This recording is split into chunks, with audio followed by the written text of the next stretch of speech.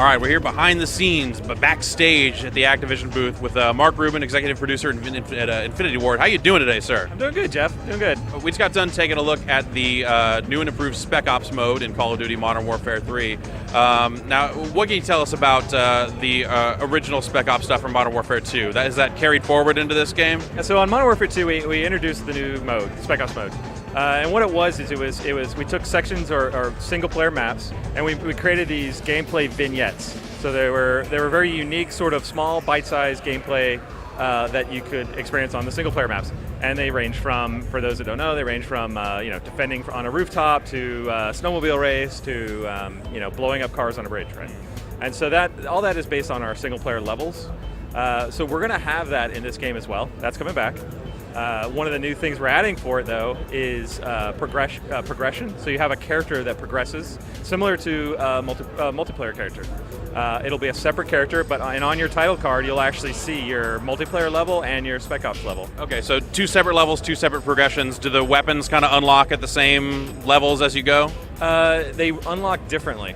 And the reason is for gameplay reasons.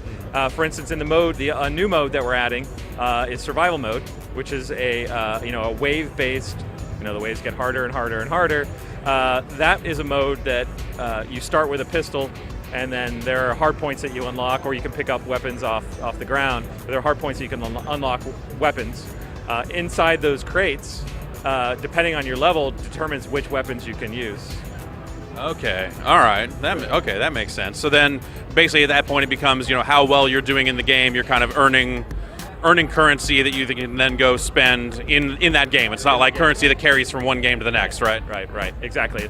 And that's really more of a gameplay thing. I mean, we could do create a class where you get to create a full class, but that doesn't lend itself to the types of game modes that we're working on. But we do have progression. We also have leaderboards. And a strong focus on the friend competition. Like you and your friends. We also, for instance, because it's co-op, you appear on leaderboards as a team.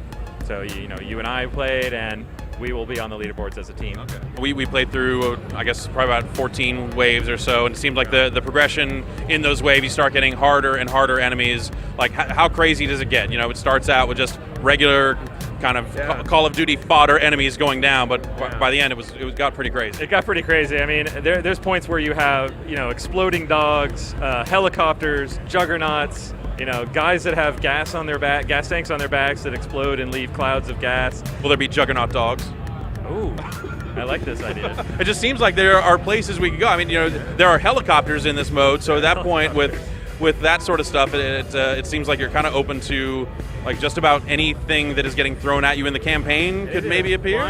Things that are thrown at you in the campaign, things that you'll never see anywhere in the campaign, like exploding dogs maybe and juggernauts. But there's also stuff that on your side that you can use that you won't see anywhere else. So there's a hard point for air support, and one of the things you can call in is friendly AI. So you get a squad of friendly AI, and there's 2 different kinds of squads right now that we're talking about, or showing today at E3. One is just sort of a normal soldier Delta squad, and then another one that has equipped with riot shields. And the key with that is they will follow you around the map and stick with you and sort of form a formation around you and take out enemy guys for you. Is there any end to it? Do you reach an end wave, final confrontation, you win? There is no current end. There's only one way out then? Yeah. Okay. Will it scale depending if you have 1 player, 2 player? Is it just like if you play it by yourself, it's going to be tougher? It's going to be tougher. Okay. Cool. Yeah. Well, wow. It looks pretty cool. I'm anxious to hear more about other multiplayer details. That stuff sounds cool. So we're releasing that soon. Cool. Well, thank you very much for your time, sir. Yeah. Thanks, Jeff. Yeah.